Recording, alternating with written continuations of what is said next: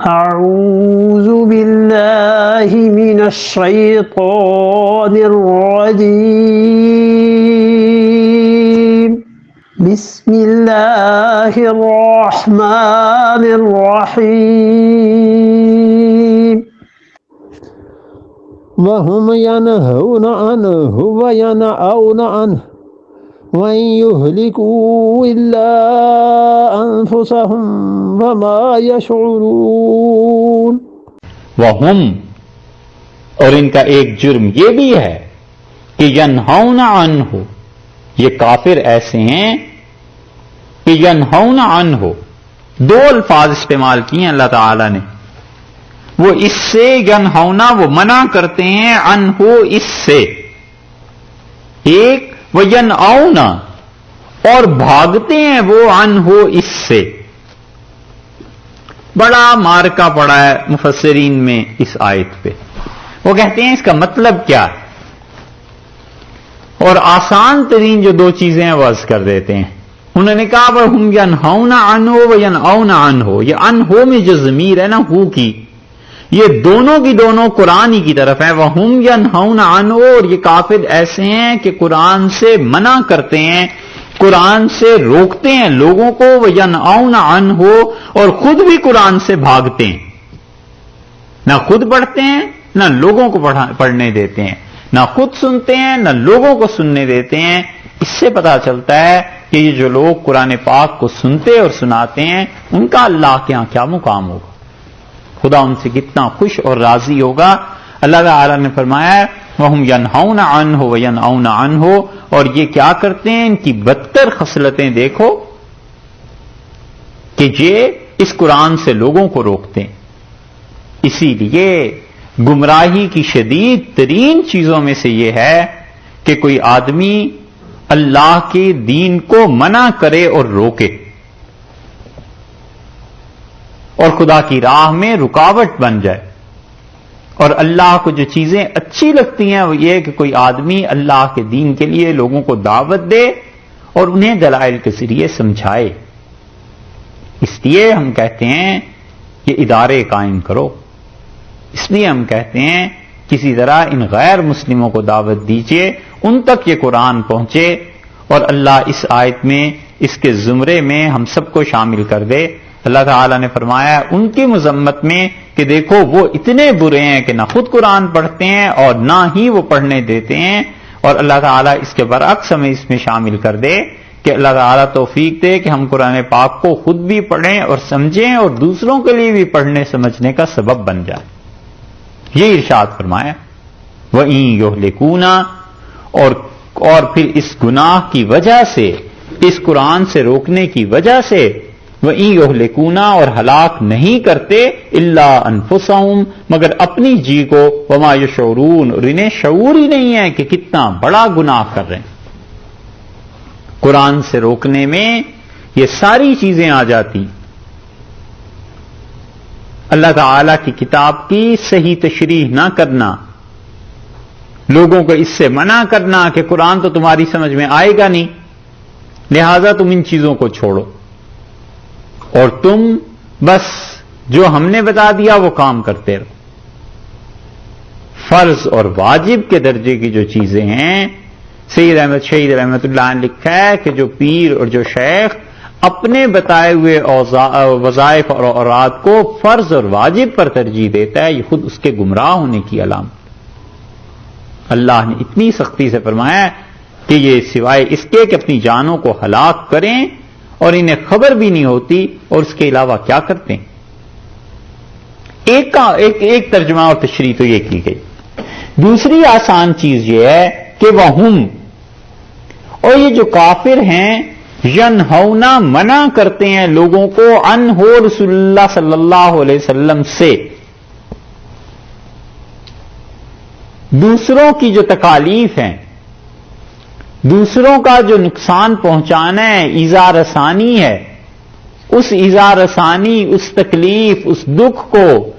اور وہ ان پریشانیوں کو رسول اللہ صلی اللہ علیہ وسلم سے روکتے ہیں کہ نبی صلی اللہ علیہ وسلم تک یہ چیزیں نہ پہنچیں. وَيَنْأَوْنَ عَنْهُ، اور خود بھی رسول اللہ صلی اللہ علیہ وسلم سے بھاگتے ہیں.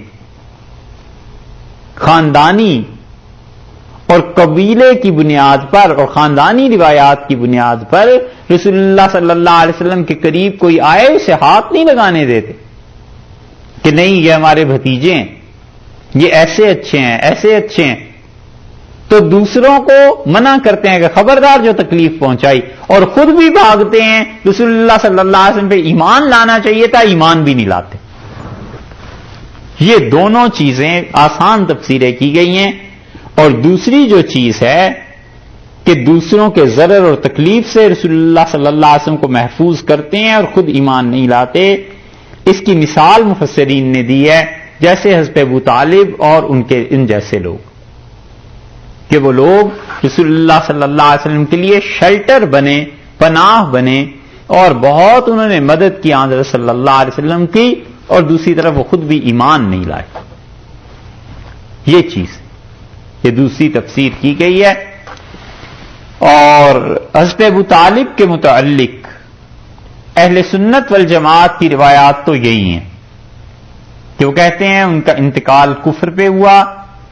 اور آخری چیز جو ان سے لوگوں نے سنی ہے وہ یہی تھی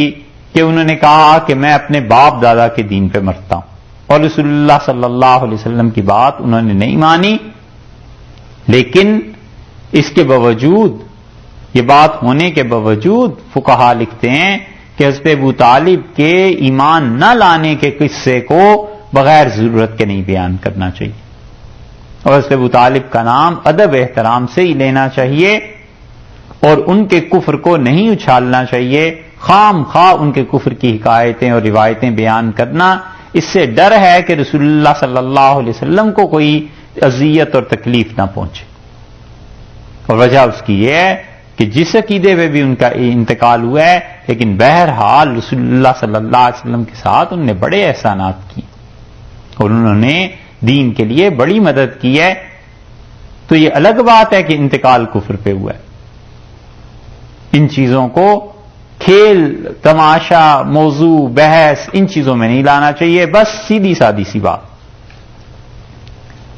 اور اسی سے دوسری بات بھی نکلتی ہے، اور یہ دو تشریحات تو ہو گئی، اور اس دوسری تشریح کے ضمن میں وہ سارے لوگ بھی آ جاتے ہیں جو اس خدا کے دین پر آنچ نہیں آنے دیتے اور خود بھی عمل نہیں کرتے۔ ہمارے زمانے میں بہت ملیں گے اہل قلم، کوئی اسلام کے خلاف بات لکھ تو دے،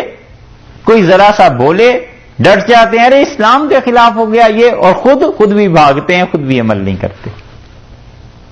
اور یہ بڑی سخت بات ہے جو آگے اللہ نے کی ہے۔ اللہ نے فرمایا ایسے لوگ اپنی جانوں کو ہلاک کرتے ہیں، انہیں شعور تک نہیں ہے کہ وہ کیا کر رہے ہیں، کیونکہ شعور کی نفی علم کی نفی سے بڑھی ہوئی ہے۔ ایک تو ہے علم نہیں ہے، علم سے بھی کم درجے کی چیز شعور ہے کہ سرے سے سمجھتے ہی نہیں۔ تو جتنے بھی دین کی حمایت کرے آدمی، اپنی عملی زندگی کو بھی دیکھے کہ مجھے بھی اپنے آپ کو بنانا ہے، اور اللہ اور اس کے رسول صلی اللہ علیہ وسلم کے احکامات کے مطابق عمل کرنا ہے، وگرنہ ڈر ہے کہ اس آیت کے ضمن میں آ جائے گا۔ کتنے ہی لوگ آپ کو ملیں گے اسلام کے لیے جو مرضی ان سے قربانی لے لو، پیسے جتنے مرضی لے لو، ہیں بتاؤں تو چار کا پتہ اسکول کا، پیسے ان سے لے لو اور ان سے تقریر بھی کروا لو، اور باقی نماز وہ نہ پڑھواؤ، اس کا نہ کہو نماز نہیں پڑھنی، اللہ کے ساتھ تعلق وہ نہیں۔ ختم میں رمضان میں انہیں کہو 1,00,000 روپیہ چاہیے تو وہ کہیں گے صاحب بالکل حاضر ہے، اور انہیں کہو پورے رمضان میں کیا ایک قرآن بھی پڑھا ہے، وہ نہیں، روزے رکھے نہ، اس کا ذکر نہ کرو، وَهُمْ يَنْهَوْنَ عَنْهُ، اور وہ روکتے ہیں لوگوں کو کہ اسلام کے خلاف نہ بولے، وَيَنْهَوْنَ عَنْهُ، اور خود بھی اسلام سے بھاگتے ہیں، عمل اس پہ بھی نہیں کرتے۔ تو یہ چیزیں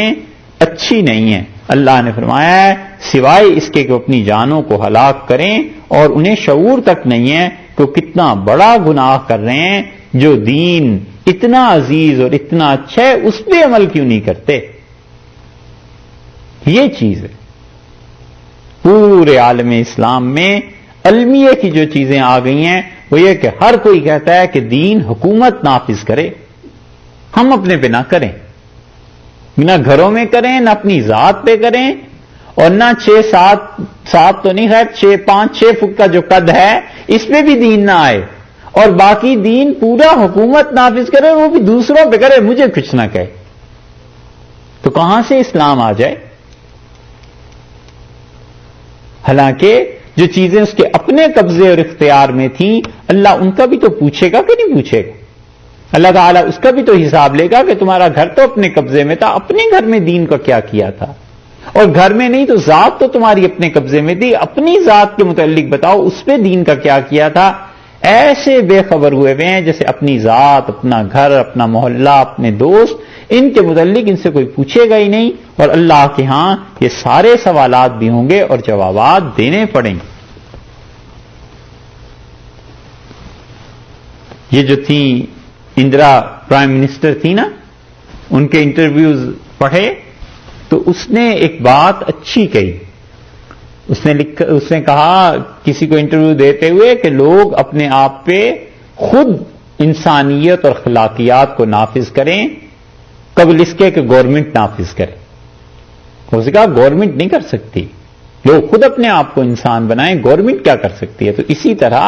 انسان اسلام پر، ان دین کی چیزوں پہ خود عمل کرے۔ جب خود کرے گا تو نتیجہ یہ کہ اس کی شخصیت، اس کی پرسنالٹی چلتا پھرتا اسلام کا نمونہ بن جائے گی کہ اچھا مسلمان ایسے ہوا کرتے ہیں، اسلام پہ عمل یہ ہوا کرتا ہے، تو ہزاروں لوگوں کی ہدایت کا سبب بنے گا، اور اللہ کی جو برکتیں اور رحمتیں اس کی وجہ سے اس گھر پہ، اس محلے پہ، ان جگہوں پہ نازل ہوں گی۔ وہ ایک ایکسٹرا چیز، ایک چیز پہلے گزری کہ ان کو دیکھو خدا کے سامنے کیسے جھوٹ بولیں گے، دوسری چیز اب آ گئی، 3 چیزیں ہیں، ایک پہلے گزر گئی ہے، 2 آ رہی ہیں اب آگے کو، ایک دوسری یہ آ گئی وَلَوْ تَرَىٰ إِذْ وُقِفُوا۔ اچھا آخری لفظ یہاں فرمایا وَمَا يَشْعُرُونَ، اور انہیں شعور ہی نہیں ہے اس چیز کا۔ تو شعور کی نفی جو ہے وہ علم کی نفی سے بھی زیادہ ہے۔ علم تو ہوتا ہے کسی چیز کا پتہ چل جائے، شعور آدمی مختصر سا پہچان لیتا ہے، بالکل معمولی سا علم تو آ جاتا ہے۔ اللہ نے فرمایا انہیں وہ بھی نہیں ہے۔